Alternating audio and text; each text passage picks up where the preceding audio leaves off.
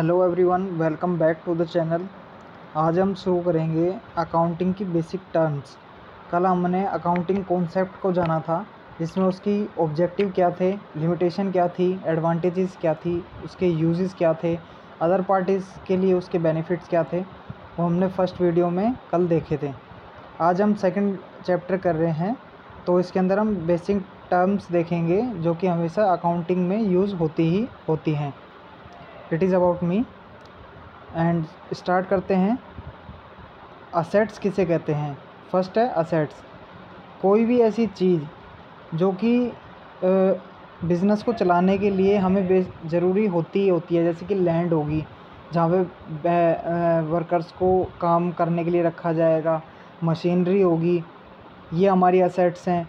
उसके बाद में गुडविल होगी, वो हमें लॉन्ग टर्म तक काम देगी, वो भी हमारी असेट्स है। तो कोई भी ऐसी चीज़ जो बिज़नेस को ग्रो करने के लिए मैंडेटरी चाहिए ही चाहिए, तो उसे हम असेट्स कहते हैं, संपत्ति कहते हैं।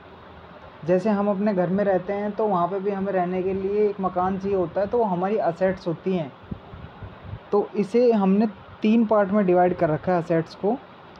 पहला है कन्वर्टेबिलिटी के आधार पे, दूसरा फिज़िकली एक्सिस्टेंस, तीसरा है यूजेस के अकॉर्डिंग। तो कन्वर्टेबिलिटी के आधार पे इसे हमने 2 पार्ट में डिवाइड किया है, एक करंट असेट और एक फिक्स असेट। अब करंट असेट्स उसे कहते हैं जो कि हमें लॉन्ग टर्म तक नहीं ले जानी होती, शॉर्ट टर्म में ही उन्हें हम कैश कर सकते हैं।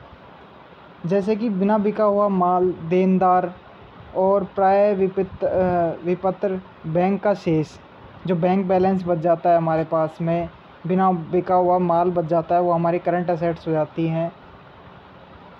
और इसके अलावा हम देखते हैं कि बिक्री से हमें जो नगद प्राप्त होता है वो हमारी करंट असेट्स होगी, जो डेली रूटीन में हम जल्दी कैश कर सकते हैं। शॉर्ट टर्म के अंदर जो हमें इनकम करके दे वो हमारी करंट असेट्स हो जाएंगी। और एक हो जाती है फिक्स असेट। अब फिक्स असेट वो होती है जो हमें लॉन्ग टर्म तक यूज़ में आती हैं बिज़नेस में, जिनका प्रयोग हम जब तक करते हैं, लगभग जब तक बिज़नेस ग्रो करता रहता है, चलता रहता है। जैसे कि भूमि होगी, लैंड होगी, मशीनरी होगी और भवन, फर्नीचर आदि ऐसी चीज़ें जो हैं जो अपनी लॉन्ग टर्म तक चलेंगी, उन्हें हम फिक्स असेट के अंडर लेंगे। उसके बाद आता है फिज़िकली एक्सिस्टेंस के आधार पे। तो फिज़िकली एक्सिस्टेंस के आधार पे टेंजिबल और इनटेंजिबल। अब टेंजिबल असेट्स क्या होती हैं? टेंजिबल असेट्स वो असेट्स होती हैं जिन्हें कि हम टच कर सकते हैं, जैसे मशीनरी होगी, कंप्यूटर हो गया, भवन हो गया, यानी कि लैंड होगी, बिल्डिंग होगी। तो इन चीज़ों को जिसे हम टच कर सकते हैं उसे टेंजिबल असेट्स कहते हैं। इनटेंजिबल क्या होती है? जिनको हम टच नहीं कर सकते, जैसे कि गुडविल होगी, ट्रेडमार्क हो गया। और अपना देखा जाए तो मार्केट में एक वैल्यू होती है प्रोडक्ट की, किसी कंपनी के नाम से, जैसे लाइफ बॉय है। तो लाइफ बॉय के सिर्फ हम सभी जानते हैं, लाइफ बॉय के सिर्फ सोप्स आते हैं, अदर प्रोडक्ट नहीं आते। तो लाइफ बॉय के नाम से सभी ये समझेंगे सोप लेना है तो किसका? लाइफ बॉय का। तो वो एक गुडविल होगी, उसे हम इंटेंजिबल कहते हैं, उसे हम छू नहीं सकते हैं। उसके बाद में आता है यूजेस के आधार पे। तो यूजेस के आधार पे इसमें एक ऑपरेटिंग असेट्स होती है। तो ऑपरेटिंग असेट्स वो होती हैं जिसे हम डेली उसमें ऑपरेट करने, बिज़नेस को ऑपरेट करने में यूज़ में लेते हैं। तो जैसे कि मशीनरी होगी, फर्नीचर हो गया, इक्विपमेंट्स हो गए, हमारे टूल्स हो गए, ये सभी ऑपरेटिंग असेट्स हो जाती है। अब नॉन ऑपरेटिंग असेट्स कौन सी होती हैं? जिन्हें हम ऑपरेट करने में यूज़ तो नहीं लेते, लेकिन इनडायरेक्टली वो हमें यूज़ में आती हैं। जैसे कि लैंड हो गया, बिल्डिंग हो गया, या वो वर्क प्लेस हो गया जहाँ पे वर्कर काम करेंगे। अब वो ऑपरेट में तो नहीं आ रही है चीज़, जो भवन है या फिर लैंड बिल्डिंग है, वो काम तो नहीं आ रही है, लेकिन वहाँ पे काम हो रहा है, इसलिए उसे नॉन ऑपरेटिंग असेट्स बोलेंगे। अब इसके अंदर एक और आ जाता है, जैसे वेस्टिंग असेट्स हैं, क्षय संपत्ति। तो वेस्टिंग असेट्स उसे कहते हैं जैसे कि हम कोई भी ऐसी संपत्ति जो क्षय संपत्ति कहलाती है, जिससे कि खनिज व पत्थर के खाने, तेल के कुएँ आदि, जब हम इनमें से खनिज निकालते हैं, तेल निकालते हैं, तो कुछ स्पॉइल भी हो जाता है, रास्ते में गिर भी जाता है, तो उससे जो लॉस होता है हम उसे वेस्ट असेट्स बोलते हैं। इनडायरेक्टली वो हमारी है असेट्स ही, लेकिन जो उससे थोड़ा बहुत रास्ते में स्क्रैप ख़राब हुआ है, तो वो हमारा वेस्टिंग असेट्स के अंडर आ जाएगा। उसके बाद में आती है हमारी लायबिलिटीज़। करंट के बाद में लायबिलिटीज़ ही आएंगी। तो लायबिलिटी क्या होती है? दायित्व। दायित्व का मतलब ये है कि जैसे कि हमारी संपत्तियाँ थी वो हमारी अपनी थी, वो हम यूज़ ले रहे थे बिज़नेस को चलाने में। अब लायबिलिटी वो होती हैं जिन्हें हमें पे करना है, जो हमारी जिम्मेदारी है। तो इसके अंदर भी हमारी दो तरीके की लायबिलिटी आती है, एक तो करंट लायबिलिटी और एक नॉन करंट लायबिलिटी, या फिर जिसे कि हम कहें कि फिक्स लायबिलिटी और करंट लायबिलिटी। अब करंट लायबिलिटी के अंदर क्या जाता है? करंट लायबिलिटी में वे दायित्व होते हैं जिनका भुगतान निकट भविष्य में ही करना होता है, जैसे कि बैंक ओवरड्राफ्ट हो गया, बिल्स पेबल हो गया और हमारे क्रेडिटर हो गए। इनको हमें शॉर्ट टर्म में ही निपटाना होगा, क्योंकि अगर हमने इन्हें पेमेंट नहीं की तो ये आगे हमें ना तो बैंक लोन देगा और ना ही हमें क्रेडिटर क्रेडिट में माल बेचेंगे, उधार में माल बेचेंगे। नॉन करंट लायबिलिटी क्या होती हैं? Which is payable after 1 year, जिसे कि हम 1 साल के बाद में पे कर सकते हैं। Arise from long term funding, long term के लिए फंडिंग होती है, लॉन्ग टर्म लोन्स होते हैं, डिबेंचर्स हो गए, ये हमारे सभी 1 साल के बाद के या उससे ज़्यादा के होते हैं। जैसे कि इसमें बताया गया है कि वे दायित्व जिनका भुगतान एक दीर्घ अवधि के पश्चात किया जाने की एक लॉन्ग टर्म पीरियड के बाद में किया जाना है, उसे हम नॉन करंट लायबिलिटीज़ कह देंगे। और करंट लायबिलिटीज़ वे हैं जिन्हें हमें शॉर्ट टर्म में पे करना है। तो बेसिकली क्या समझे हम कि लायबिलिटी वे हैं जो कि हमें शॉर्ट टर्म और लॉन्ग टर्म में पे करनी होती हैं, वो हमारी करंट और नॉन करंट लायबिलिटीज़ होती हैं। उसके बाद में अकाउंटिंग की साइड्स होती हैं, एक डेबिट साइड होती है, एक क्रेडिट साइड होती है। तो हमारी लेफ़्ट साइड हमेशा डेबिट साइड होगी और राइट साइड हमारी क्रेडिट साइड होगी।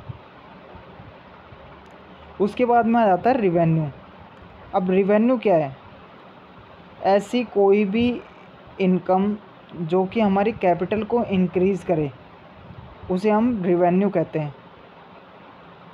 जैसे कि इसकी एक डेफिनेशन है, व्यापारिक लेन देनों के परिणाम स्वरूप जो मद स्वामी की पूंजी में वृद्धि करती है उसे हम रिवेन्यू कहते हैं। आगम माल और सेवाओं के विक्रय के फलस्वरूप होती है, जैसे माल की बिक्री से प्राप्त धन, किराए से प्राप्त आय, जैसे कि हमने रेंट लिया उससे आय आ गई, ट्रेडमार्क है हमने उसकी रॉयल्टी ले ली।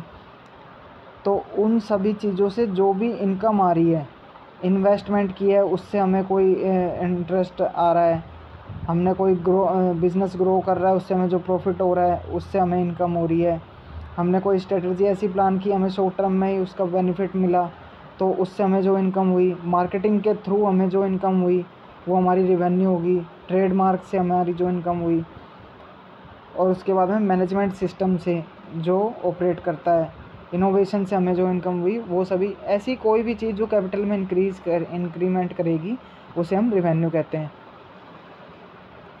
उसके बाद में आ जाते हैं एक्सपेंडिचर। अब एक्सपेंडिचर क्या होते हैं? एक्सपेंडिचर वे चीज़ें हैं कि संपत्ति अथवा सेवाएं प्राप्त करने के लिए कोई भी भुगतान किया जाता है तो उसे हम एक्सपेंडिचर कहते हैं। मेनली ऐसा एक्सपेंडिचर जो हमें फ़ायदा तो करेगा लेकिन एक प्रकार का हमारा खर्चा ही है। जैसे कि हमने उसमें हमारी लैंड के ऊपर बिल्डिंग खड़ी कर दी, तो अभी एक टाइम के लिए तो हमारा एक्सपेंडिचर हो गया, लेकिन short term and long term वो हमें बेनिफिट देगा। तो इसे भी 2 पार्ट में डिवाइड किया गया है, एक तो कैपिटल एक्सपेंडिचर और एक रेवेन्यू एक्सपेंडिचर। अब कैपिटल एक्सपेंडिचर क्या होता है? कोई भी ऐसा खर्चा जो किसी स्थायी संपत्ति को क्रय करने अथवा उसके मूल्य में वृद्धि करने के लिए किया जाता है, जैसे भवन हो गया, यानी कि लैंड होगी, फर्नीचर हो गया, मशीनरी होगी। अब ये सभी ऐसी चीज़ें हैं जो हम एक बार ख़रीदेंगे तो खर्चा तो होगा, एक्सपेंडिचर तो होगा, लेकिन लॉन्ग टर्म में हमें इससे बेनिफिट भी होगा। उसके बाद में आ जाता है रिवेन्यू एक्सपेंडिचर। तो रिवेन्यू एक्सपेंडिचर क्या होता है? वो होता है हमारा कोई भी ऐसा खर्चा जिसका संपूर्ण लाभ एक लेखांकन अवधि में ही प्राप्त हो जाता है, एक अकाउंटिंग पीरियड में ही हमें वो मिल जाता है, तो वह हमारा क्या होता है? Revenue expenditure. जैसे कि मार्केटिंग होगी, वो हमारा रिवेन्यू एक्सपेंडिचर है। हमने शॉर्ट टर्म में बिज़नेस को वर्कर्स को बोनस अनाउंस कर दिया, वो हमारे लिए एक्सपेंडिचर है। लेकिन उस बोनस के कारण ही वर्कर अच्छा काम दे सकेंगे, अच्छी तरह अपनी प्रोडक्टिविटी दे सकेंगे। तो मेनली इसमें डिफरेंस क्या हुआ, कैपिटल एक्सपेंडिचर तो ऐसी एक्सपेंडिचर होगी जो हमारी लॉन्ग टर्म में हमारी कैपिटल में इंक्रीमेंट करेंगी, लेकिन आज के लिए वो हमारे खर्चे हैं। और रेवेन्यू एक्सपेंडिचर एक अकाउंटिंग पीरियड के अंदर ही हमें बेनिफिट देंगे, बट हाल फिलहाल के लिए वो भी हमारे खर्चे ही होंगे। तो रेवेन्यू एक्सपेंडिचर को हम trading and profit loss account में डेबिट साइड में ही दिखाते हैं, और कैपिटल एक्सपेंडिचर को बैलेंस शीट में हम उसे संपत्ति साइड में यानी कि असेट साइड में दिखाएंगे। अब इनकम क्या होती है? इनकम एक ऐसी चीज़ है जो बिज़नेस को जो भी बिज़नेस किया जाता है उसमें जो भी प्रॉफिट होगा उससे हमें जो भी प्रॉफिट से इनकम आएगी उसे हम इनकम कहते हैं, जिसके ब्याज पे आगे बिज़नेस ग्रो करेगा। तो वो क्या हो जाता है हमारा इनकम। अब सेल्स के अंदर क्या है? सेल्स में दो चीज़ें होती हैं, एक तो हमने जो प्रोडक्ट तैयार किया उसे हम बेचेंगे, उससे हमें इनकम होगी तो हम उसे अपने बिज़नेस में ग्रो करने के लिए लगाएंगे, वर्कर में सैलरी भी बांटेंगे। कुछ सेल्स ऐसी भी होंगी जो सेल्स हमारे उसमें डिफेक्ट भी हो सकता है प्रोडक्ट में, तो वापस आएंगी तो सेल्स रिटर्न कहलाएंगी। अब इसी तरीके से अब सेल्स होगी तो उसके अंदर डिस्काउंट भी होगा। अब डिस्काउंट मिलेगा तो वह भी हमारे लिए क्या है, हम उसे भी बुक ऑफ अकाउंट्स के अंदर रिकॉर्ड करते हैं कि हमने उसमें डिस्काउंट दिया है। तो डिस्काउंट को भी हम शो करेंगे बुक ऑफ अकाउंट्स के अंदर कि हमने कितना डिस्काउंट अलाउड किया है किसी भी प्रोडक्ट के ऊपर, क्योंकि वो भी हमारा एक तरीके से खर्चा ही हो गया क्योंकि हमने उसे डिस्काउंट अलाउड कर दिया। उसके बाद में आता है अकाउंटिंग वाउचर। अब अकाउंटिंग वाउचर क्या होता है? किसी भी व्यावसायिक लेन देन के समर्थन में कोई भी लिखित प्रमाण वाउचर कहलाता है। अर्थात प्रमाण वाउचर एक ऐसा साक्ष्य है जिसके आधार पर व्यवहारों को प्रारंभिक पुस्तकों में दर्ज किया जाता है, रिकॉर्ड किया जाता है।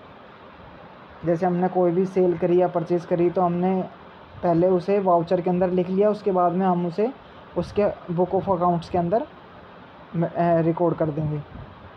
अब उसके बाद में आता है परचेज़ क्या है?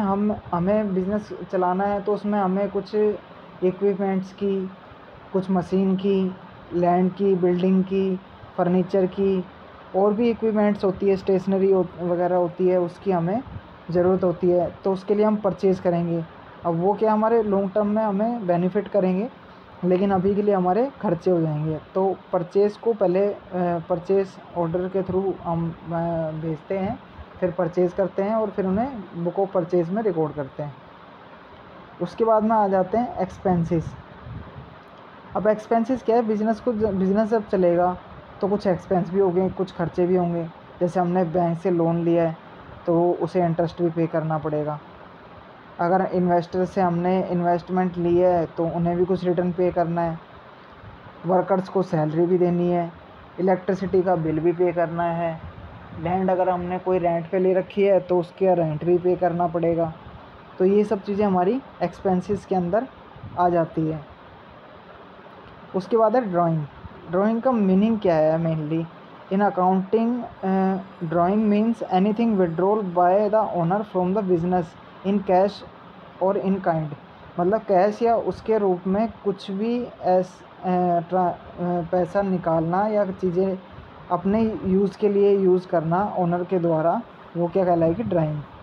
जैसे मान लो उसने कैश निकाल लिया और उसे अपने कॉलेज की फ़ीस पे कर दी बिज़नेस से निकाल के, इनकम टैक्स पे कर दिया, अपने यूज़ के लिए कुछ उसने फ्रिज ख़रीद लिया घर के लिए बिज़नेस से इनकम पैसे निकाल करके, तो वो सभी चीज़ें क्या होंगी?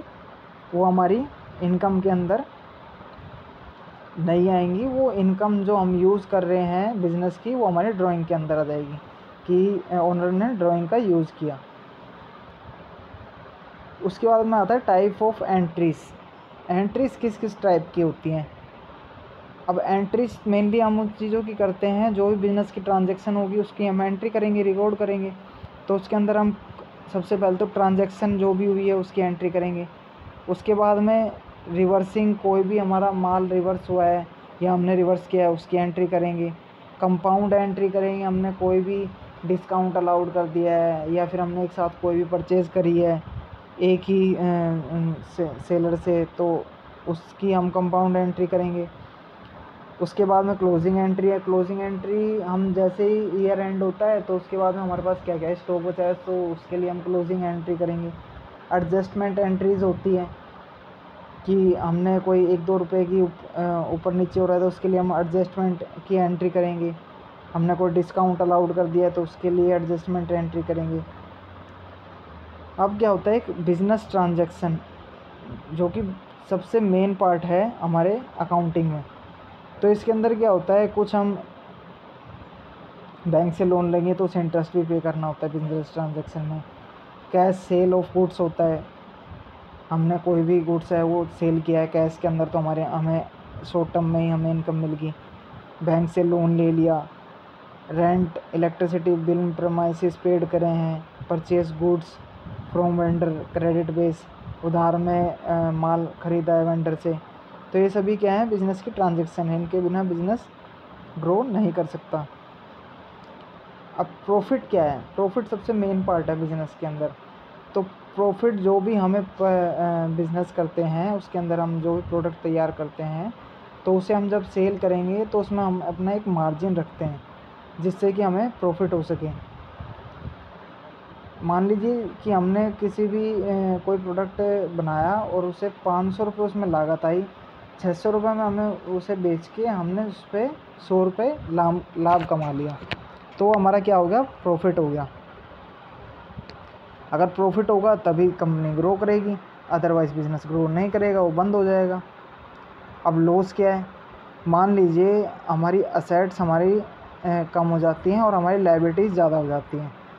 जब भी ऐसा होने लगे कि असेट्स कम हो जाए और लायबिलिटीज़ ज़्यादा हो जाए तो बिज़नेस को लॉस हो रहा है, मतलब बिज़नेस घाटे में जा रहा है, उसमें हम प्रॉफिट नहीं कमा पा रहे हैं, तो वो क्या आ जाता है, हमारा लॉसेस हो जाता है। उस केस में हमारी लायबिलिटीज़ बढ़ जाएंगी।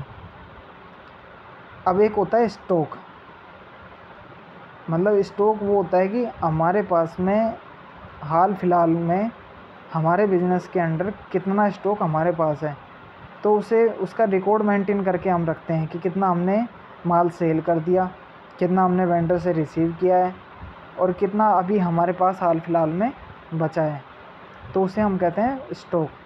अब स्टॉक रॉ मटेरियल भी हो सकता है या फिर वर्क इन प्रोग्रेस भी हो सकता है या फिनिश गुड्स में भी हो सकता है। इसमें भी 3 टर्म्स आ जाती हैं कि स्टॉक को भी हम 3 तरीके से यूज़ कर सकते हैं, एक तो कच्चे माल के रूप में, एक अनिर्मित माल के रूप में और एक तैयार माल यानी फिनिश गुड्स। तो ये चीज़ भी हम ध्यान रखेंगे। उसके बाद में आता है डेप्रिसिएशन। डेप्रिसिएशन क्या है, कोई भी ऐसी चीज़ जो हमने हमारी फिक्स असेट्स है और उसे हमने लॉन्ग टर्म में यूज़ तक लेनी है, बिज़नेस को चलाने के लिए हमें वो चाहिए होती है। जैसे हमारी मान लो हमने प्रोडक्ट तैयार किया और हमें विदेश भेजना है, तो उसके लिए हमें शिप हमने अपनी खुद की रेडी कर रखी है, हमने ट्रक ले रखा है, कार ले रखी है, लैपटॉप है, हमारे बसेस होगी वर्कर्स को लाने के लिए, फ़्लाइट होगी या फिर ट्रेन है, जो भी है। ये सभी चीज़ें ऐसी हैं कि एक टर्म के आने के बाद में इनकी वैल्यू में कुछ डिक्रीमेंट होता है, कुछ इनमें इनकी वैल्यू में कटौती आ जाती है, इनकी वैल्यू डेप्रिशिएट हो जाती है, तो उसे ही हम डेप्रिसिएशन कहते हैं।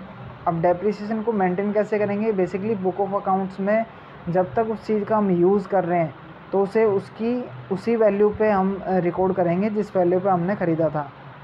पर जब उस चीज़ को हम बाहर उसे सेल करेंगे या फिर उसे बिज़नेस से हटा देंगे तो उस टाइम पे हम उसे डेप्रिशिएट वैल्यू उसमें से उसकी सेल परचेज़ वैल्यू में से माइनस करके तब उसे शो करेंगे। जैसे कि हम हमेशा ईयर एंड पे करते हैं कि 1 साल बाद में उसके डेप्रिशिएट होने के बाद में वैल्यू क्या बची है। जैसे हमने मशीन ख़रीदी, मशीन ख़रीदने के बाद में हमने उसे 1 साल यूज़ किया, उसमें कुछ घिसाव भी हुआ। अब घिसाव हुआ तो उसकी वैल्यू भी कुछ कम हुई अब वैल्यू कम हुई है तो हम उसे 1 साल बाद में जब हम अकाउंटिंग पीरियड एंड होगा तो उस टाइम पे हम उसे बंद करेंगे, तो हम उसमें डेप्रिसिएट करने के बाद में ही उसे रिकॉर्ड करेंगे। अब मान लीजिए कि एक वर्ड होता है सोल्वेंसी अकाउंटिंग के टर्म में। अब सोल्वेंसी क्या है? सोल्वेंसी वो चीज़ है जब हमारी लायबिलिटीज़ ज़्यादा हो जाती हैं असेट्स के कंपैरिजन में।